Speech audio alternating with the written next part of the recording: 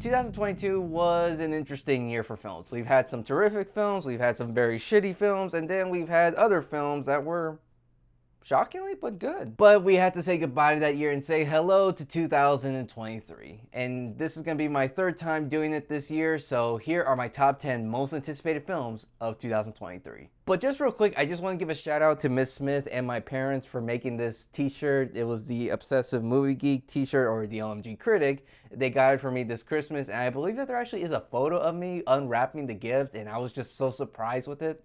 So from the bottom of my heart, I just want to say thank you. This actually means a lot, and this was actually the best gift that I've gotten this past Christmas. So the way how I'm going to do this ranking is not going to be from least anticipated to most anticipated. I've seen a lot of other YouTubers done that already, and I want to actually do something different. So the way how I'm actually going to do it is going to be how it is from here on then. It's going to be in alphabetical order. And just to let everybody know, this is just my personal opinion, so it's not going to reflect on anybody else's. It's not going to make a big impact. It's just which films I'm actually just looking very forward to. Everybody's list is going to be different. And also just to let everybody know, I do have my list right here on my phone. And right now we're going to be talking about at number 1, Dune Part 2. Technically in live action, this is not a sequel to the novel itself because the book is actually cut in half. They just did Dune Part 1 and then Dune Part 2. It's kind of like It, where the book is so big and they had to cut that in half.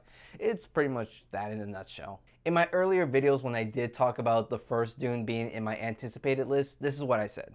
There's gotta be something about this film that is gonna, like, something superior. I don't know what it is exactly, but there's gonna be something good about this film. I just have just that little feeling about it. If I'm wrong, then yeah, I'm just wrong. And I'm not actually wrong because the film was a success both critically and financially, and it was even nominated at the Oscars for Best Picture. And the fact that Denis Villeneuve, I have a lot of trust in him because this is not the first time that he's dealt with a science fiction film and it happens to be a sequel. I mean, has anyone ever seen Blade Runner 2049? I love that film. I think it's even better than the first film, and Denis Villeneuve has not made a bad film at all in his filmography that I know of. And considering the fact that many reviewers believe that Dune is said to be not one of the, but is the greatest sci-fi book of all time, so there's got to be something special. I'm actually saying that again. I said that in my old video, but I'm actually saying this again. There's got to be something special about Dune because I've never read the book, and I've read some books in my life to where I compare it to the movie, but I never heard about this story growing up, so fingers crossed that Dune Part 2 is actually better than the first one. So coming in at number 2 is the 5th installment into the Evil Dead franchise, Evil Dead Rise. This is actually going to be one of the rare times where we won't see it taking place in the cabin in the woods like all its other predecessors, but it's actually going to be taking place in a city, more likely just an apartment. Originally, this was actually meant to be released on HBO Max, but because it actually got a warm, good response from test audiences, that they decided to give it a theatrical release, which is actually much better because it's kind of like Prey. Prey did not deserve to be in streaming. This is actually something that all audiences should see on the big screen, and I think that's going to be the same thing for this film. It looks like as though they're going the anthology route because none of the returning characters from that last Evil Dead sequel, which is a reboot, kind of requel, if you whatever you want to call it, no one's returning from that film, and it's not going to have Ash Williams as well, even though Ash is the heart and soul of this franchise. It looks like as though it's going to be completely different characters, but they're going to have the Necronomicon somehow involved in it and the Deadites. And based on what the trailers it's showing that it's got that dark, creepy, yet gory comedy tone to it, which just gives me more excited to actually watch this film when it comes out in theaters. And Lee Cronin, if I hope I'm saying that name right, is actually going to be his first time directing this full-length feature film. Now, I'm not going to get all anxious about it. I mean, sure, people might say that, but then again, you got to remember, this is not the first time that we've seen an unknown director take on a popular franchise. We had Fede Alvarez with the Evil Dead reboot, and that film turned out great. So, I'm all for it.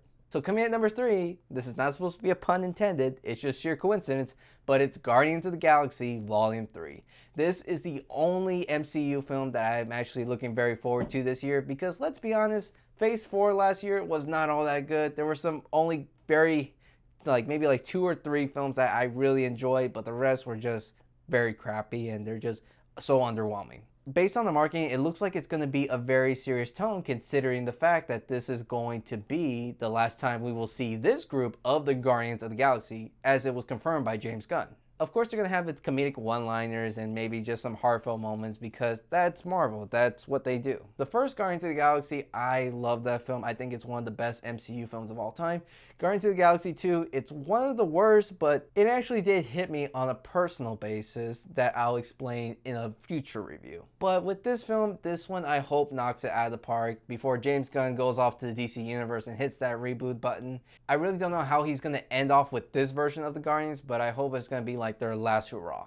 So coming at number 4, we have Indiana Jones and the Dial of Destiny. Harrison Ford is back once again as the iconic archaeologist adventurer in this 5th installment into the franchise. And this is going to be 3 shocking things. First off, it's not going to be distributed by Paramount Pictures, so we're not going to see any of those mountain sequences we always saw at the beginning. Number 2, George Lucas is not going to be involved with writing the story. And 3, Steven Spielberg is not going to be directing this film. And why did I actually make this an anticipated film? Well, not just because the trailer looked good, but it's because it's going to be directed by James Mangold, and he was responsible for directing Logan, one of the greatest superhero movies I've ever seen in my life, so I actually do have a lot of trust in him. The only thing that I'm very hesitant about, though, is that it's going to be produced by Kathleen Kennedy, and let's be honest, this is not the first time that she has screwed over a George Lucas series.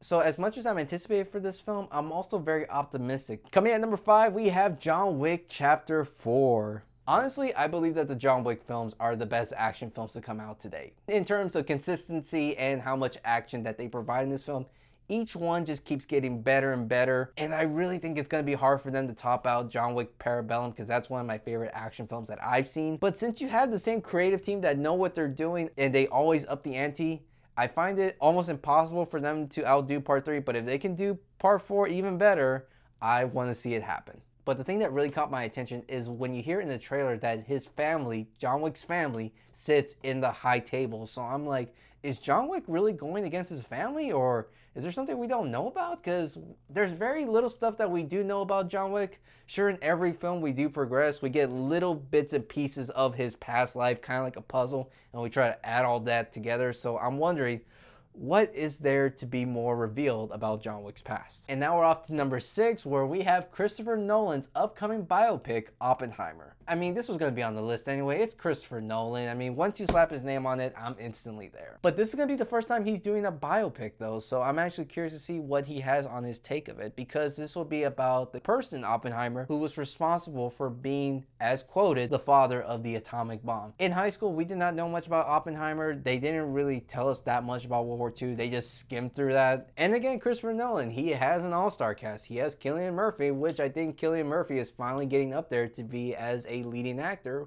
which I'm very proud of him. And also, I'm actually just going to look up the cast real quick because there is a crap ton of famous celebrities. Cillian Murphy, Emily Blunt, Robert Downey Jr., Matt Damon, Rami Malek, Florence Pugh. The list just goes on and on. Huh.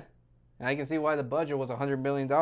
So coming at number 7 is Scream 6. I really did enjoy the last Scream film, which is technically Scream 5. They just call it Scream, but I'm okay of giving that film a pass because it's basically poking fun of requels, which is something that Hollywood's been doing with a lot of other films. They just try to rehash the same storyline and then bring it into their sequels, which now we call it requels, and I'm fine with that. But now my only concern is I just hope it's not going to be a scene for scene of Jason Takes Manhattan. Think about it. It's just a serial mass killer going around in New York killing people, so instead of Jason, it's going to be Ghostface. And sadly, we will not be seeing Neve Campbell reprise her role as Sidney Prescott, as she had some issues with some salary. But on the bright side, we do get Courtney Cox, so there's some positivity to that. It's just that a lot of characters from Scream 5 is going to be reprising their role, and I do want to see something different. No more requels, just continue on with the story and just add something different. Coming at number 8, we have a small independent horror film, and I'm pretty sure mainstream audiences are not going to know about this film yet, but it is a film that's on this list, and it's very personal to me because I will explain it when I do actually review this movie in the future, but it is a small independent horror film called Shelby Oaks. And you're probably thinking like, what? But here's the thing though, if you actually been watching movie reviews for quite a while, then you probably come around a guy named Chris Stuckman. Chris Stuckman is a very famous YouTube critic who actually has a very big passion for film.